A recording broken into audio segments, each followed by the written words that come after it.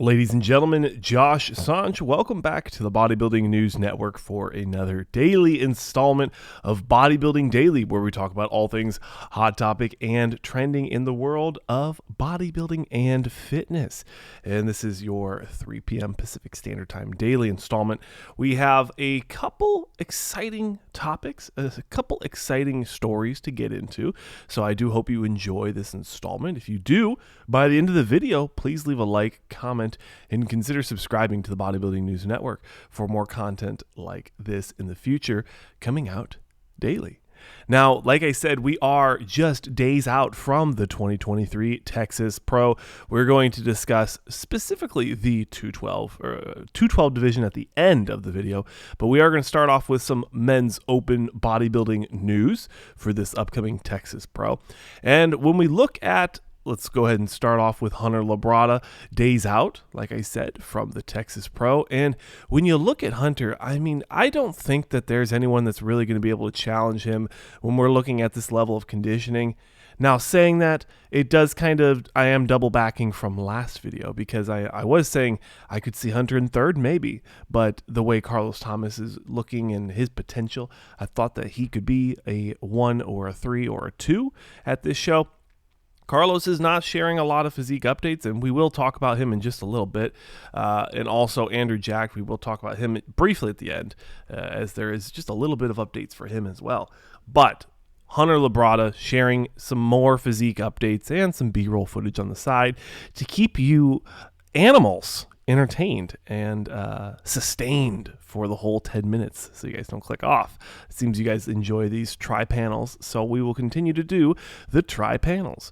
But when we look at this physique update in the middle, this is the most recent one as of recording. It was 6 hours ago, so I hope you do enjoy these updates from Hunter.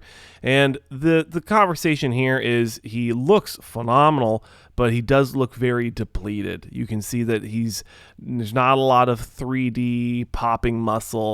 Everything's pretty flat, but he's starting to look that Rice crispy. He's starting to look really lean. He's starting to look really dry. I'm excited to see what level of conditioning he's going to bring. From my point of view, it's always for Hunter. My critique is always going to be the conditioning. He has a phenomenal shape.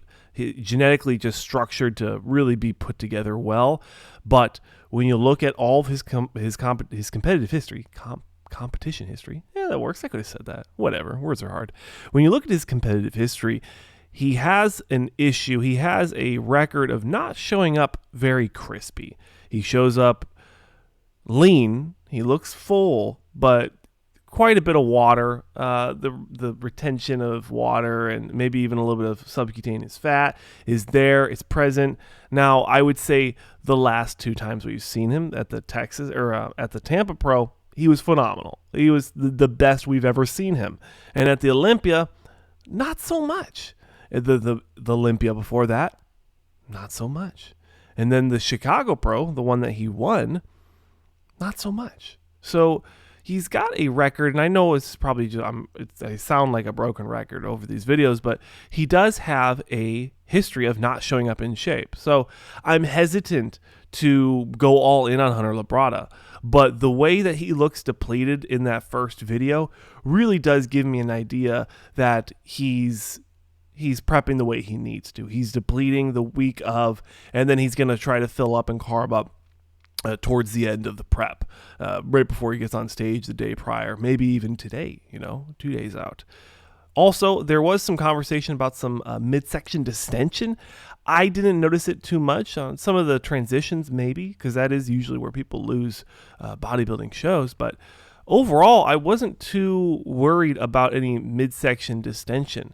When you look at him, it looked pretty sharp. It looked controlled. Nothing spilt over too much. And frankly, even on the transitions, he's not too bad. He does a phenomenal job he does this a lot where he crosses his arms. He does a lot of that, crossing his arms in front of his body to hide the midsection because his abs are definitely not his strong suit. They're not very well defined. They're not very well detailed and separated. So it actually makes a lot of sense that he has started to incorporate a vacuum into his posing. That just makes so much sense. But anyways, I digress. Hunter Labrada coming into the Texas Pro. In my opinion, probably going to be your favorite, the favorite pick coming into this show. Next up, I did in the beginning, I talked about we were going to have a conversation about Carlos Thomas Jr. We do have him on the screen now. And this is some footage from his video editor or his photographer or videographer, whatever you want to call it. And from what I understand, the story around this is that the conversation was that the post was supposed to be a week out. And this is definitely not week out conditioning. You know, that was a huge worry for me. That was something I was like, this could be an issue if this is what he's going to show up in. Like, we're not talking about a top 3 if you don't have the conditioning. It's going to be a good lineup. Lately, I've also seen through other news outlets that he has come and made some edits to that post, and now it is 5 weeks out. So it is an older video. Unfortunately, we don't really have any new stuff from him or Andrew Jacked, and that does worry me. It does. Historically, when you look at bodybuilding competitions, if somebody is not sharing physique updates, that usually means they're hiding something. If they're not showing a specific pose, that usually means they're hiding something. So what we have here is the guest posing of Carlos Thomas Jr. from, I think it was like Martin guy, right? Martinez. Early 2000s bodybuilder. The name escapes me right now. But we do have his guest posing, and then we have when he won his pro card at the Nationals, right? Nationals. So I just don't know. It's such a wild card. He has the conditioning, at least when he turned pro, and then now he looks like he's put on a lot of size. But how much of that size is going to stay? You know, how much is he going to be able to hold on to once he starts depleting? Once he starts cutting down, how much of that muscle is going to go away? And also, what is he going to look like as I eat a hair?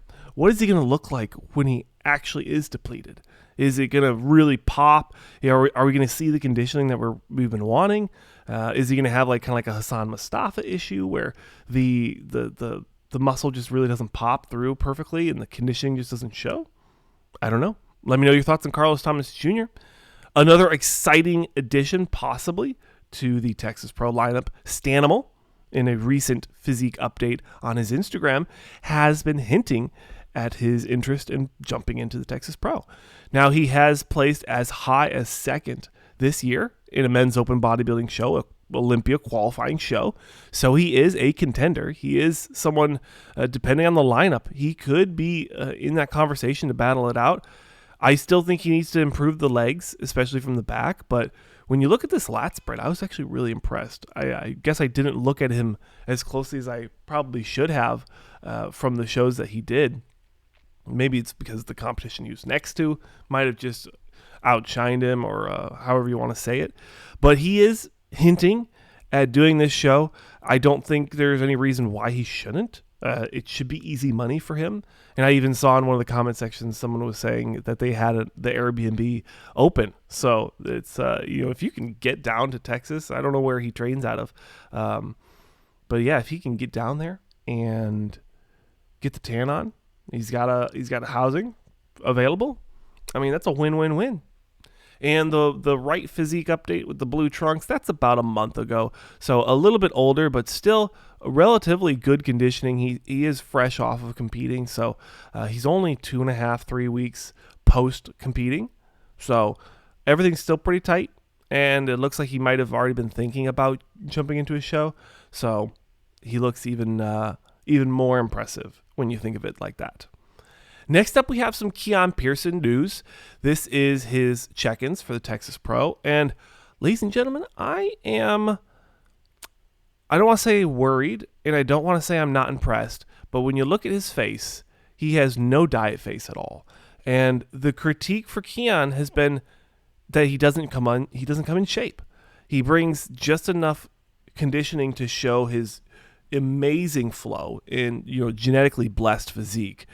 But I thought that the strategy for this year was for him to bring more conditioning to really highlight the physique and really give us a wow factor.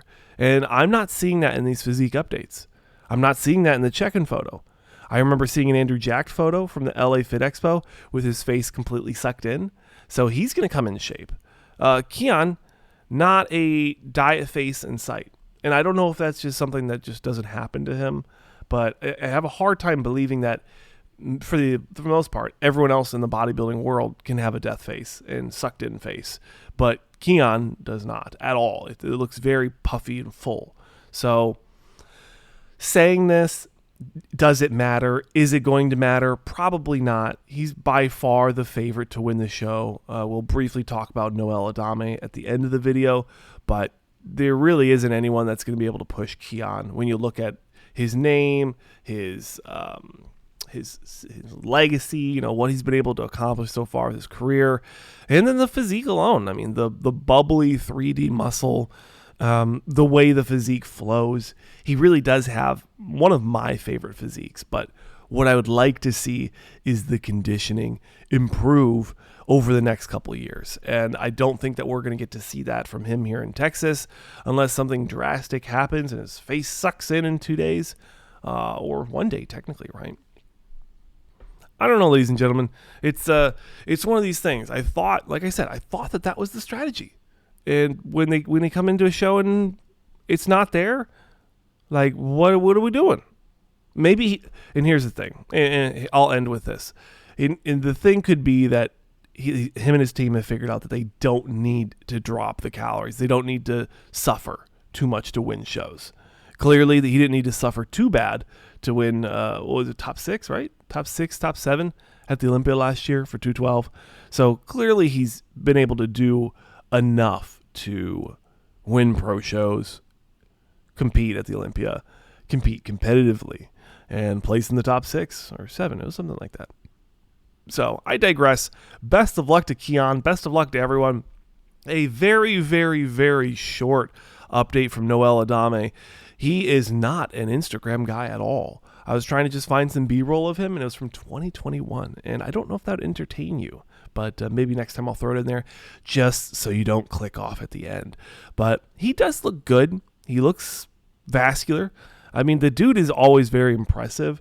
We'll have to see. He's definitely my pick for second. And then depending if Keon, really shows up off, he could win. But I wouldn't put money on that. I'd put money on Keon winning this show. Anyways, ladies and gentlemen, I'm your host, Josh Sanch. As always, thank you so much for stopping by and watching another installment here on the Bodybuilding News Network of Bodybuilding Daily, where we talk about all things hot topic and trending. If you enjoy this style of content, please consider subscribing. Continue the conversation in the comment sections below. And besides that, I will see you beautiful people in the next video.